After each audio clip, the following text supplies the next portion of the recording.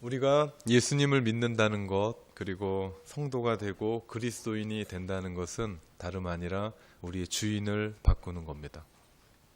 우리가 예수님을 믿기 전에는 무언가의 혹은 누군가의 종으로 살았습니다. 삶의 목적이 나였고 모든 주인이 나였고 삶의 중심이 나였습니다. 그렇게 살던 나를 예수 그리스도께서 이 땅에 오셔서 구원해 주셨죠. 지난 시간에 우리 복음을 복습하면서 조금만 낮춰줄래요? 복음을 우리가 복습하면서 죄는 결국 죽음이었습니다. 그렇게 살던 나, 죽음을 향해 쇠진하여 달려가던 나를 하나님께서 긍휼히 여기셔서 예수 그리스도를 보내주셨고, 그분을 믿는 믿음 안에서 우리는 곧 구속, 죄사함을 얻은 사람들입니다. 이제 주인이 나에게서 예수님으로 바뀌었죠. 예전에는 이기적으로 나만 알고 내 생각만 알고 살았는데 이제는 하나님과 하나님의 나라를 위해서 또한 이웃을 위해서 살아가는 삶으로 우린 살아갑니다.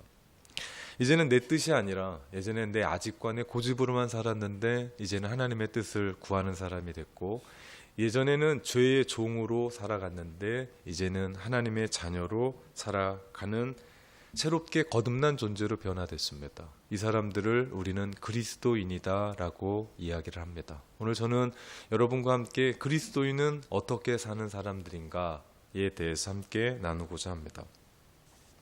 바울은 오늘 본문을 시작하면서 결혼이라고 하는 특별한 비유를 들어서 전개를 해나갑니다. 이유는 결혼이 가진 구속력 때문입니다. 오늘 본문 7장 1절에서 6절까지의 이 말씀은 바로 전장 6장 15절의 말씀의 답이기도 합니다. 바울이 그렇게 물어요. 율법과는 전혀 상관없이 복음으로 말미암아 구원함을 얻었다면 우리가 내 마음대로 그냥 막 살아도 되는 거 아닙니까? 라고 묻는 질문에 바울이 아니다 라고 이야기하면서 우리에게 말하는 겁니다. 왜냐하면 우리 모두는 영적으로 누군가와 결혼한 겁니다.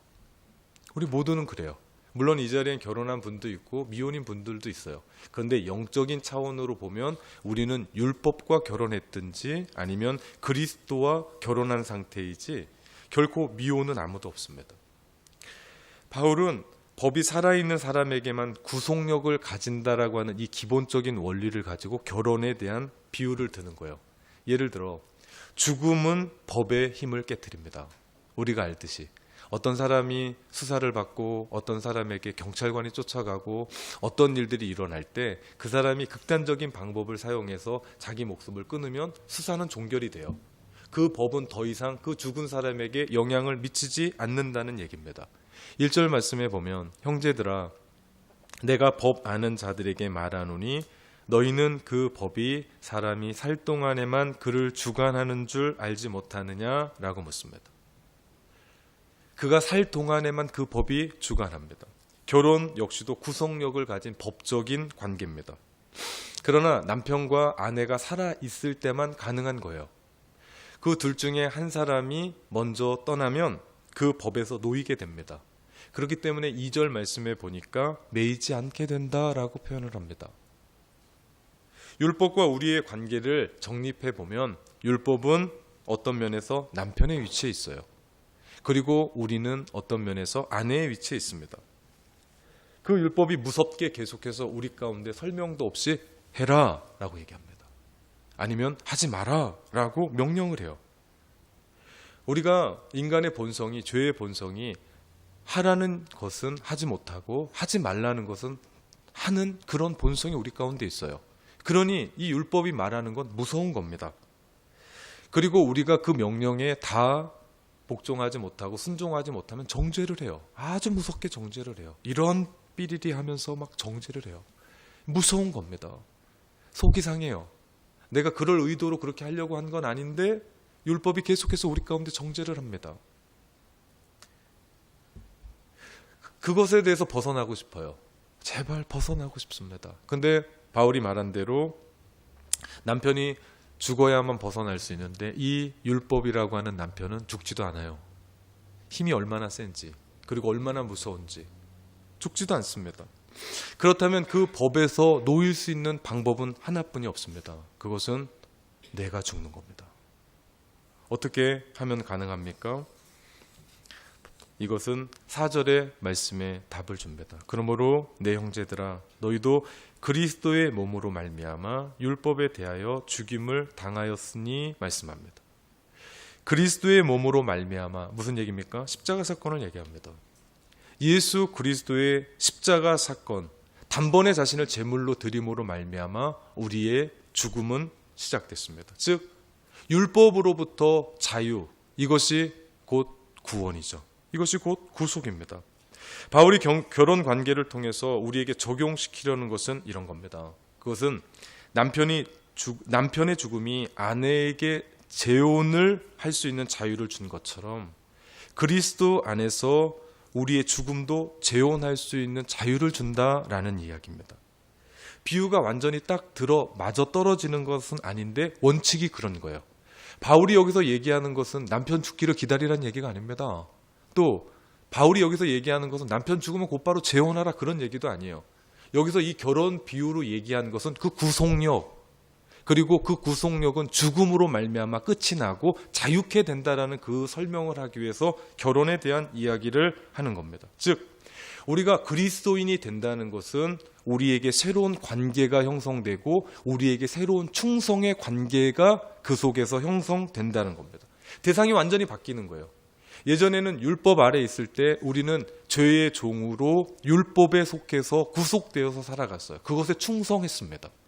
그런데 이제는 예수 그리스도의 몸 안에서, 예수 그리스도의 십자가 안에서 나는 죽고, 주님과 함께 십자가에서 나는 죽고 새롭게 태어남으로 예수 그리스도와 함께 십자가에 못 박힘으로 말미암아 나는 그리스도와 함께 결혼한 거예요. 생각해 봅시다. 그리스도인이 되는 것은 그냥 교회에 나오는 것쯤이 아닙니다. 그리스도인이 된다는 것은 그냥 일주일에 한 번 예배의 자리에 오는 게 아니에요. 그것은 우리가 그리스도와 결혼한 겁니다. 결혼하면 어떻게 하는 거예요? 늘 날마다 같이 사는 거예요. 밥을 같이 먹는 겁니다. 같이 대화를 하는 거예요. 어떤 문제에 대해서 같이 고민하는 겁니다. 어떨 때는 울기도 하고 어떨 때는 웃기도 하는 겁니다. 생사 고락을 함께 나누며 가는 것이 부부 아닙니까? 내가 그리스도인이 됐다는 것은 그리스도와 함께 결혼하면서 우리의 삶의 모든 전 존재를 그분과 함께 살아가는 겁니다. 이 예배뿐만 아니라 우리의 삶의 전 존재의 영역에서 우리가 그리스도를 인식하는 겁니다. 그리고 우린 깨닫는 겁니다. 아, 나는 결혼했지. 나에게는 그리스도라는 남편이 있지. 인식하며 살아가는. 그러지 않으면 우린 세상에서 막 살아요. 그런 인식이 없으면 우리는 세상에서 그냥 살아가는 겁니다. 그리스도인이 된다는 것은 다름 아니라 관계와 충성의 대상이 바뀐 겁니다. 정말 여러분의 삶 가운데 질문 한번 해보십시오. 바뀌셨습니까?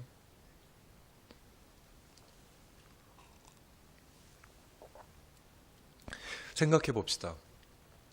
우리가 그리스도와 결혼했다라는 이 바울의 이 은유적인 표현은 놀라운 겁니다.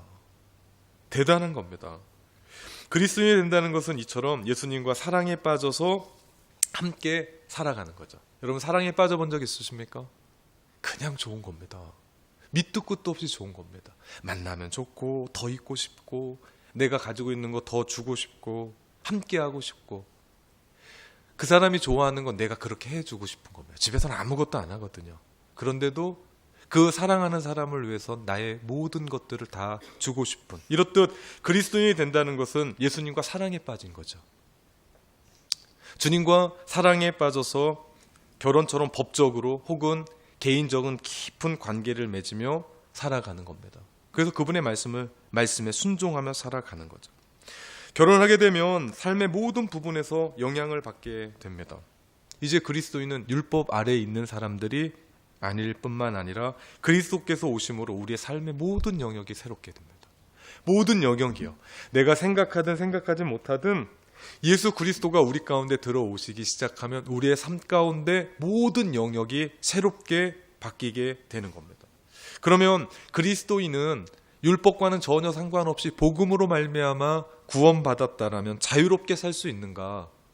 바울이 6장 15절에서 질문했었던 그 대답은 아주 단호합니다. 그리고 확실합니다. 아니다. 왜냐하면 우리는 그리스도와 사랑에 빠졌고 그리스도와 결혼했기 때문에, 그렇기 때문에 우리는 그리스도의 영향을 받고 살아갑니다. 제가 설교 서두에 얘기했습니다. 그리스도인이 된다는 것은 주인을 없애는 게 아니에요. 주인이 바뀐 겁니다. 예전에는 율법이 내 주인이었고, 예전에는 마귀가 우리에게 종로로 사게 했는데, 이제는 주인이 바뀐 겁니다. 마귀에서 하나님으로, 이제는 율법에서 그리스도로, 은혜로 바뀐 사람들이 우리라는 거죠. 그렇기 때문에 우리가 살아가는 삶은 달라질 수밖에 없습니다. 결혼하게 되면 미혼으로 살아갔을 때의 삶의 자유와 독립성은 상당히 포기돼야 됩니다. 그래서 제가 하나님 앞에 기도하기를, 하나님, 저는 30 넘어 결혼하겠습니다 라고 기도까지 했습니다. 정말 저는 30 넘어 결혼했습니다. 다들 대학원 때 26, 군대 갔다 와서 8 이럴 때 같이 결혼하고 삽니다. 친구들이랑 저랑 학교 밑에서 사는 건 똑같거든요. 저희 집엔 여자만 없을 뿐이지 똑같습니다. 세탁기, 냉장고 다 있으면서 친구네 집에는 아내가 있는 거예요. 저는 저의 독립성, 저의 자유를 지키고 싶었습니다. 가만 보니까 결혼한 사람은 놀러도 같이 못 가요. 늘 상의를 해야 돼요. 예전에는 모이자 그럼 전부 다 모여서 뭐 지리산 등반도 가고 그랬는데, 이제는 그게 안 돼요. 이제 애까지 생기면 더 안 됩니다. 혼자 생각할 수 없어요. 늘 그런 얘기를 하면 아내한테 물어봐야 돼 라고 얘기합니다. 전 그게 좀 답답했죠. 저러고 어떻게 사나. 미혼일 경우 일반적인 결정을 할 수 없게 됩니다. 결혼은 이렇듯 의무와 구속이 있죠. 이 자리에 미혼인 분들은 잘 생각해야 됩니다. 무슨 소리죠? 네. 하지만 제가 모르는 게 하나 있었습니다. 미혼일 때 경험하기 힘들었던, 결혼하고 나면 사랑과 친밀함과 용납과 안정감이 있더라고요. 전 그걸 몰랐습니다. 그렇죠. 결혼하지 않았기 때문에 몰랐죠. 그러고 그냥 뜬금없이 저런 삶보다는 이 삶이 편하겠다라고 전 그 삶을 고집했던 겁니다. 그런데 결혼하고 나니까 내가 용납이 되는 거예요. 아니, 제가 잘못됐던 부분들이 용납이 되고 그 안에 안정감이 있고 사랑과 친밀감이 있는 겁니다. 그리고 이러한 사랑과 친밀감 덕분에 내 안에 자유를 잃어버린 것 같은, 그리고 내 안에 독립성이 없는 것 같은, 그리고 내가 지금 희생하고 있는 것 같은 그것들이 도리어 내 안에 기쁨이 되더라고요. 이제 내가 살아가는 그 삶은 행복한 그 부부 관계 안에서 배우자의 기쁨이 내 기쁨이 되는 거예요. 나는 밥을 먹지 않아도 맛있게 먹으면 내가 배부른 거예요. 결혼을 하게 되니까 사람이 변하는 것이 여기에 있는 거예요. 결혼하면 그냥 사람이 변하는 게 아니라 그 사랑하는 그것 때문에 더 주고 싶은 거예요. 더 내가 희생하는 거예요. 근데 사실은 그것은 희생이 아니에요. 기쁨이죠. 예전에는 이런 것을 몰랐을 때는 내가 그것에 대해서 손해 아니냐, 이건 내 안에 조금 안타까운 부분이 아니냐라고 생각했는데, 아니요, 그것은 긍정적인 변화였습니다. 상대방의 즐거움을 주는 것, 그것이 나의 즐거움이었고, 상대방이 행복한 것, 그것이 나의 행복이었습니다. 그래서 사랑하면 그 한 사람의 소원이 뭐고 니드가 뭔지를 찾으려고 그러고, 그것에 맞게 내가 변화시키려고 그러고, 그러다 보니까 그 한 사람에 대해서 내 마음 가운데 새로운 삶이 이루어가게 되더라는 겁니다. 이것이 결혼 생활이죠. 다들 표정이 이상해요. 제가 꼭 소설을 쓰는 것만 같은 얼굴로 저를 막 쳐다봐요. 네. 근데 원리가 그렇습니다. 원리가. 그것 때문에 사실 결혼한 거고, 결혼하고 나니까 확 깼죠. 그래도 원리가 그런 거예요. 그래서 우리가 이렇게 살아가는 겁니다. 이제 바울이 그리스도인이 어떻게 살아가느냐에 대한 궁극적인 해답을 여기에서 주는 겁니다. 그리스도는 율법 아래 있지 않아요. 이제는 더 이상 그 남편이 무서워서 내가 벌벌 떨면서 억압받으면서 두려움 속에, 무서움 속에 떨면서 내가 그것을 억지로 지키지 않아요. 그거 하지 않으면 예전에 벌 받을까 봐, 그거 하지 않으면 나한테 어떤 일이 있을까 봐 불안함으로 억눌려서 살아가는 게 아니에요. 이것이 율법 아래 있다라는 의미입니다. 그리스도인의 삶은 율법으로서의 자유입니다. 이걸 누리고 살아가는, 누구 때문에? 예수 그리스도 때문에. 갈라디아서 2장 20절 말씀해 보면요, 이런 말씀이 있습니다. 그리스도의 삶을 아주 잘 묘사해요. 내가 그리스도와 함께 십자가에 못 박혔나니. 이때 내가 죽는 거예요. 율법은 죽지 않아요. 그 남편은 죽지 않아요. 그런데 내가 그리스도와 함께 십자가에 못 박혔나니, 예수 그리스도와 함께 십자가에 못 박아 죽으니까 내가 주님과 결혼하게 되는 거죠. 그런즉 이제는 내가 산 것이 아니요 내 안에 그리스도께서 사신 것이라.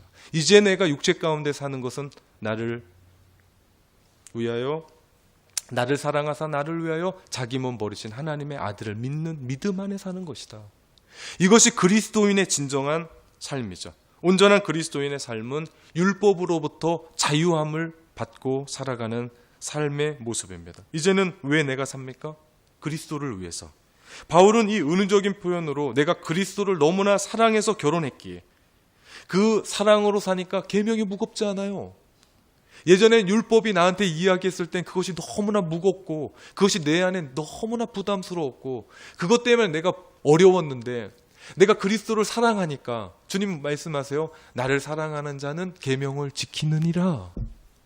주님 사랑하니까 그 계명이 무겁지 않은 거예요.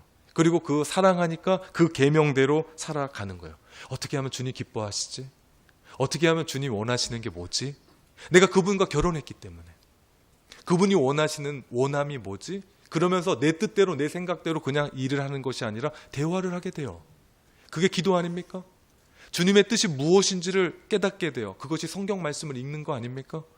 그래서 주님이 기뻐하시는 그런 거룩한 신부로서의 삶을 살아가고 내 삶을 단장하게 돼요. 이것이 경건의 삶 아닙니까? 이런 삶을 우리가 살아가게 되는 거죠. 이것이 그리스도인의 삶입니다. 예전에 무거운 율법 때문에 그리스도인이 이렇게 살아야 된다, 목사는 이렇게 살아야 된다, 집사는 이렇게 살아야 된다, 그래서 그렇게 살아가는 것이 아니라 내 안에 계신 그리스도와 결혼하고 나니까 그분이 원하시는 그 사랑의 삶으로 우리가 그렇게 살아가는 겁니다. 이것은 그리스도께서 십자가로 말미암아 우리가 하나님께 이르게 되었고 이것으로 인하여 우리가 그리스도 안에서 용납받게 되었다는 사실입니다. 우리 지난 시간에 로마서 말씀을 다시 시작하면서 복습했습니다. 복음을 복습했습니다. 그때 우리 가운데 말씀한 게 뭡니까? 우리는 죄인이라는 거였습니다. 죄의 결과는 뭐였습니까? 죽음이었습니다. 그런 죽음으로 향해 돌진하여 가던 우리를 주께서 우리를 사랑하셔서 생명으로 이르게 하셨던 것, 너무나 중요하죠. 그런데 이것은 책으로 배울 수가 없어요. 이것은 누군가에게 들어서 될 수 있는 게 아니에요. 사랑은 사랑의 기술, 에어리 프롬이 썼던 그 책을 읽는다고 내가 누군가에게 사랑할 수 있는 게 아니에요. 사랑은 어떻게 하는 겁니까? 직접 하는 겁니다. 예수 그리스도, 그러면 되겠지 라고 하는 게 아니에요. 내가 그분을 만나는 겁니다. 그리고 내가 사랑하는 겁니다. 그러면 달라집니다. 제가 결혼하기 전 미혼에 있을 땐 나의 독립성과 자유가 무너질 것 같아서 제가 그 부분에 대해서 미련하게 미루었던 것처럼, 우리가 그분을 만나지 못하고 사랑하지 못하면 이 모든 것들을 경험하지 못하죠. 어떻게 저렇게 살까? 어떻게 저렇게 희생할까? 이건 아무도 모르는 비밀입니다. 왜 그렇습니까? 그분이 그의 삶 속에서 사랑하는 분을 만난 겁니다. 이해 못해요. 사랑에 빠진 사람을 이해합니까? 이해 못합니다. 이것이 그리스도인의 삶이죠. 오늘 계속해서 4절 말씀해 보면 그러므로 내 형제들아 너희도 그리스도의 몸으로 말미암아 율법에 대하여 죽임을 당하였으니, 이는 그거에 대한 목적을 얘기하는 거예요. 헬라어 원문에 보면 그러나 이는 이라고 얘기해요. 그러나 이는 다른 이 곧 죽은 자 가운데서 살아나신 이에게, 누구십니까? 예수 그리스도입니다. 예수 그리스도에게 가서 우리가 하나님을 위하여 열매를 맺게 하려 함이다 말씀합니다. 즉 우리를 예수 그리스도의 십자가의 은혜로 율법에서 자유케 하시는 목적을 얘기합니다. 그것이 뭡니까? 바로 하나님을 위하여 열매를 맺게 하는 삶입니다. 하나님께서 우리를 율법에서 자유케 하시고 또한 그리스도와 함께 결혼하게 하시는 이유는 한 가지입니다. 그것은 하나님께 가서 열매를 맺기 위해서죠. 우리는 과거에는 잘못된 결혼, 율법과 결혼함으로 말미암아 옛 죄성의 지배를 받음으로 우리의 현재와 미래는 죽음이었습니다. 희망이 없었습니다. 계속해서 그 율법은 우리에게 죽음의 열매를 맺도록 부채질하죠. 5절 말씀입니다.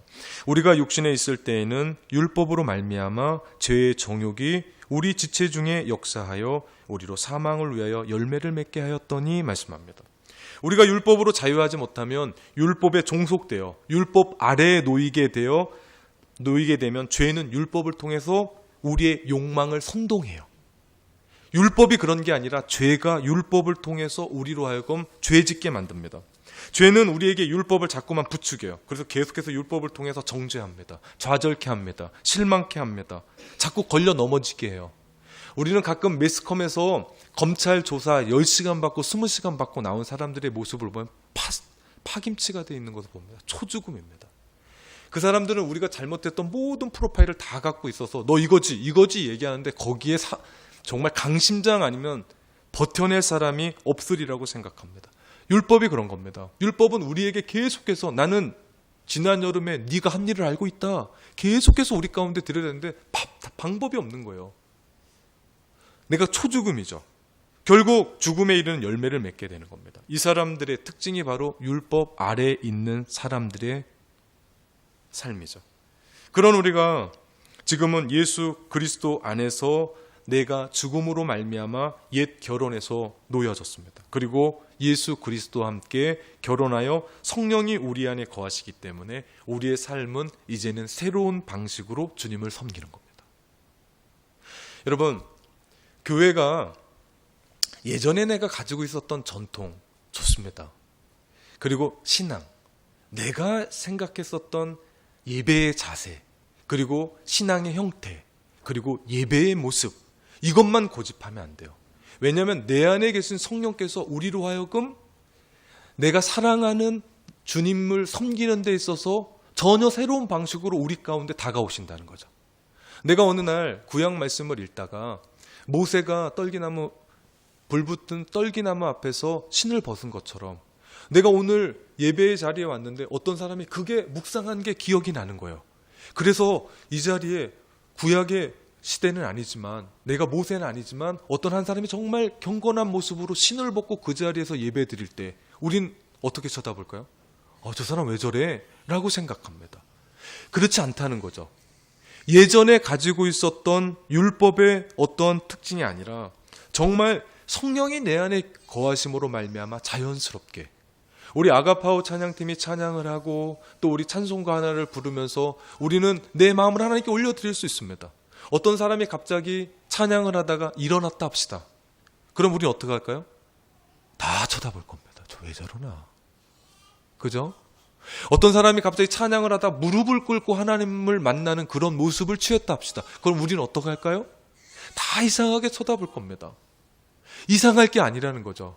우리는 예수 그리스도 안에서 성령 안에서 새로운 방식으로 주님을 섬기게 됐다는 겁니다.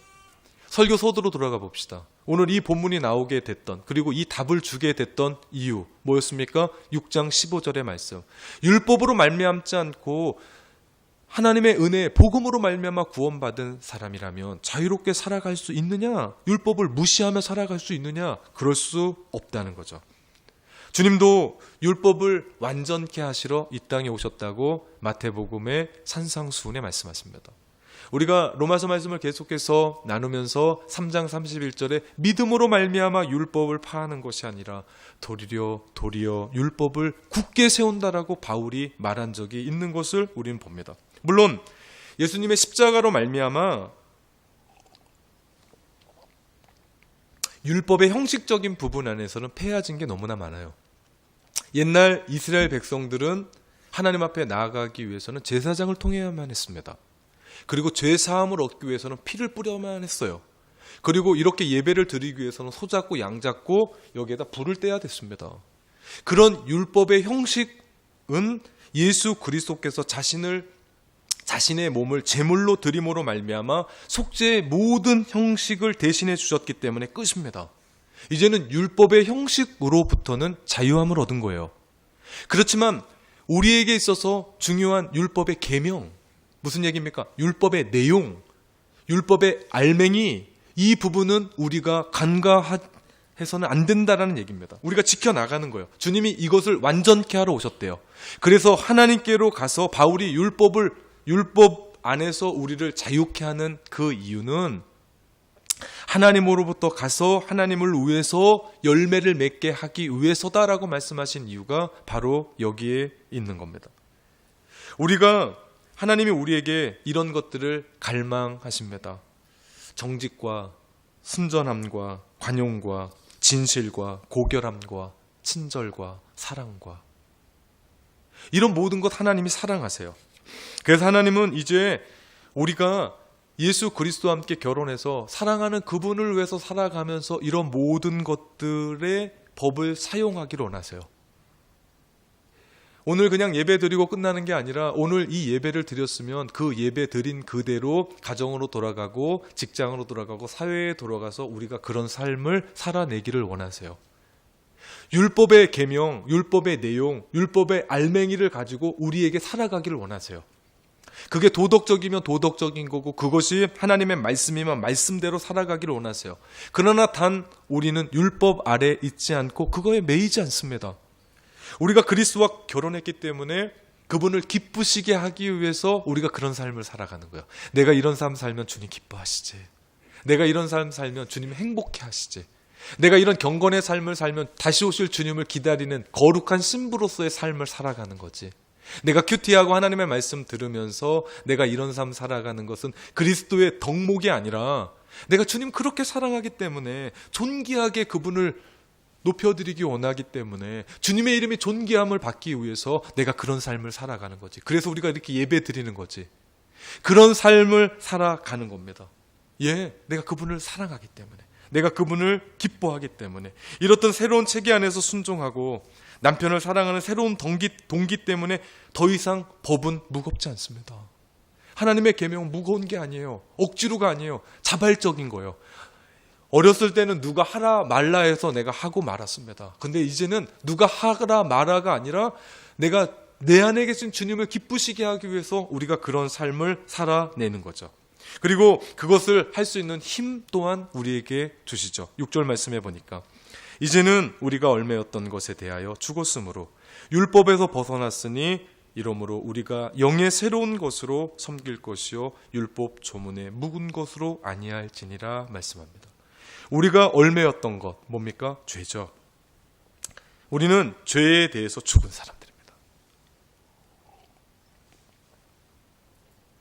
갈라디아서 5장 24절 말씀에 보면 그리스도 예수의 사람들은 육체와 함께 그 정욕과 탐심을 십자가에 못 박았느니라 말씀합니다. 이 사람들이 그리스도인입니다. 이제 우리는 율법의 낡은 형식으로가 아니라 성령의 도우심으로 새로운 생명으로 하나님을 섬길 수 있게 됐습니다. 매 순간 성령님이 여러분과 함께 하세요. 그래서 우리를 진리로 이끄세요. 우리를 기억나게 하세요. 악한 것으로 갔을 때 주님이 우리를 건져내세요. 못 가게 막으세요. 내 생각이 삐뚤어 갔을 때 주님께서 계속해서 성령의 도우심으로 바른 길로 인도하세요. 그분이 우리와 함께 계십니다. 이것이 그리스도인의 삶의 특징이죠. 우리는 반드시 우리가 섬기는 대상에 복종하게 되어 있습니다. 그것이 무엇이든지 간에 내가 주님을 섬기면 주님께 복종하게 되어 있습니다. 근데 예를 들어 주님이 아니라 내가 돈을 섬긴다 합시다. 그러면 우리는 돈에 복종합니다. 내가 주님이 아니라 자녀를 섬긴다 합시다. 그러면 우린 자녀에게 복종합니다. 이것은 쾌락, 힘, 권력 모든 것이 다 통해요. 우리는 섬기는 대상에게 복종하게 됩니다. 그러나 우리는 배우자를 기쁘시게 위해 삽니다. 그 배우자, 바울이 은유적인 표현으로 그분이 누굽니까? 예수 그리스도. 한때 우리는 죄의 종이었습니다. 그것에 복종했습니다. 율법과 잘못된 결혼을 해서 그것에 복종하며 살았죠. 나의 의로 살았습니다. 내 잘난 맛에 살았습니다. 내 중심적으로 본성이 이끄는 죄대로 율법을 기쁘게 하기 위해서 살았던 존재입니다. 그러나 이제는 예수 그리스도의 몸 안에서 나는 죽었고 모든 것이 영원히 온전히 바뀐 존재가 되었습니다. 그러니 하나님의 종인 우리가 어떻게 죄를 지을 수 있고 죄를 지으려고 하겠습니까? 예수 그리스도가 우리를 위해 죽은 줄 아는 신부라면, 그리고 주님이 다시 오실 것을 기다리는 거룩한 신부라면 우리는 사랑과 감사로 그분을 기쁘시게 하며 살아가는 존재가 되어줄 줄 믿습니다. 이것이 그리스도인입니다. 사랑하는 성도 여러분, 여러분은 누구와 어떻게 결혼하셨습니까?